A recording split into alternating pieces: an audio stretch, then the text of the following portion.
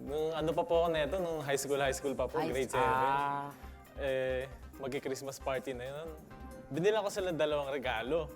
Tig-isa po sila. Tapos kung sino sumagot Alam sa ka akin, parehas yung regalo, parehas na petsyel, ganyan yung mga. parehas na Di ba nung high jacket. school lang? Parehas na jacket. Tapos kung sino sumagot sa kanila, edi doon ako. Sino ang sumagot sa'yo? Walang sumagot sa akin. Wala. Binasted ako ng dalawa. At yung dalawa naman ay not guilty.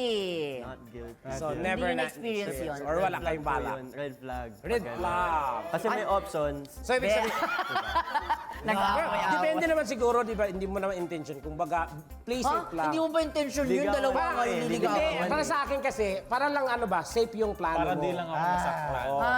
Eh, paano kung sa'yo ginawa yun? Ginawa kang... Hindi quits. Totoo. Ayun, ako, dun ako. Masakit po kasi yun pag nalaman niya na option ka, ganun.